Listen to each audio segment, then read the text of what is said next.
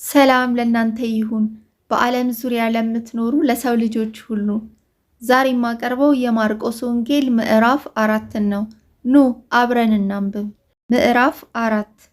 ደግሞም በባህር ዳር ሊያስተምር ጀመረ። እጅግ ብዙ ሰዎችም ወደ እርሱ ስለተሰበሰቡ እርሱ በታንኳ ገብቶ በባህር ላይ ተቀመጠ። ሕዝቡም ሁሉ በባህር ዳር በምድር ላይ ነበሩ። በምሳሌም ብዙ ያስተምራቸው ነበር። በትምህርቱም አላቸው፣ ስሙ፣ እነሆ ዘሪ ሊዘራ ወጣ። ሲዘራም አንዳንዱ በመንገድ ዳር ወደቀና ወፎች መጥተው በሉት። ሌላውም ብዙ መሬት በሌለበት በጭንጫ ላይ ወደቀና ጥልቅ መሬት ስላልነበረው ወዲያው በቀለ። ፀሐይም ሲወጣ ጠወለገ፣ ስርም ስላልነበረው ደረቀ። ሌላውም በእሾህ መካከል ወደቀ፣ እሾህም ወጣና አነቀው፣ ፍሬም አልሰጠም። ሌላውም በመልካም መሬት ላይ ወደቀና ወጥቶ አድጎ ፍሬ ሰጠ። አንዱም 30፣ አንዱም 60፣ አንዱም 100 አፈራ።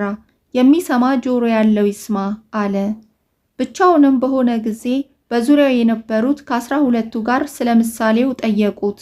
እንዲህም አላቸው፣ ለእናንተ የእግዚአብሔርን መንግሥት ምስጢር ማወቅ ተሰጥቷችኋል። በውጭ ላሉት ግን አይተው እንዲያዩ እንዳይመለከቱም፣ ሰምተውም እንዲሰሙ እንዳያስተውሉም፣ እንዳይመለሱ ኃጢአታቸውም እንዳይሰረይላቸው ነገር ሁሉ በምሳሌ ይሆንባቸዋል አላቸውም። ይህን ምሳሌ አታውቁምን? እንዴትስ ምሳሌዎቹን ሁሉ ታውቃላችሁ? ዘሪው ቃሉን ይዘራል። ቃልም በተዘራበት በመንገድ ዳር የሆኑት እነዚህ ናቸው። በሰሙት ጊዜም ሰይጣን ወዲያው መጥቶ በልባቸው የተዘራውን ቃል ይወስዳል። እንዲሁም በጭንጫ ላይ የተዘሩት እነዚህ ናቸው። ቃሉንም ሰምተው ወዲያው በደስታ ይቀበሉታል። ለጊዜውም ነው እንጂ በእነርሱ ስር የላቸውም። ኋላም በቃሉ ምክንያት መከራ ወይም ስደት በሆነ ጊዜ ወዲያው ይሰናከላሉ። በእሾህም የተዘሩት ሌሎች ናቸው። ቃሉን የሰሙት እነዚህ ናቸው።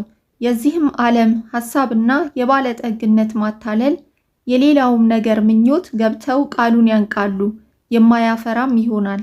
በመልካም መሬት የተዘሩት ቃሉን ሰምተው የሚቀበሉት አንዱም 30፣ አንዱም 60፣ አንዱም 100 ፍሬ የሚያፈሩት እነዚህ ናቸው። እንዲህም አላቸው፣ መብራትን ከእንቅብ ወይስ ከአልጋ በታች ሊያኖሩት ያመጡታልን?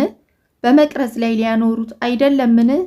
እንዲገለጥ ባይሆን የተሰወረ የለምና ወደ ግልጥ እንዲመጣ እንጂ የተሸሸገ የለም። የሚሰማ ጆሮ ያለው ቢኖር ይስማ አላቸውም። ምን እንድትሰሙ ተጠበቁ። በምትሰፍሩበት መስፈሪያ ይሰፈርላችኋል፣ ለእናንተም ይጨመርላችኋል። ላለው ይሰጠዋልና ከሌለውም ያው ያለው እንኳ ይወሰድበታል። እርሱም አለ፣ በምድር ዘርን እንደሚዘራ ሰው የእግዚአብሔር መንግሥት እንደዚህ ናት። ሌሊትና ቀን ይተኛልም ይነሳልም፣ እርሱም እንዴት እንደሚሆን ሳያውቅ ዘሩ ይበቅላል ያድግማል። ምድሪቱም አውቃ በመጀመሪያ ቡቃያ፣ ኋላም ዛላ፣ ኋላም በዛላው ፍጹም ሰብል ታፈራለች። ፍሬ ግን ሲበስል መከር ደርሷልና ወዲያው ማጭድ ይልካል። እርሱም አለ፣ የእግዚአብሔርን መንግሥት በምን እናስመስላታለን? ወይስ በምን ምሳሌ እንመስላታለን? እንደ ሰናፍጭ ቅንጣት ናት። እርሷም በምድር በተዘራች ጊዜ በምድር ካለ ዘር ሁሉ ታንሳለች። በተዘራችም ጊዜ ትወጣለች፣ ከአትክልትም ሁሉ የምትበልጥ ትሆናለች።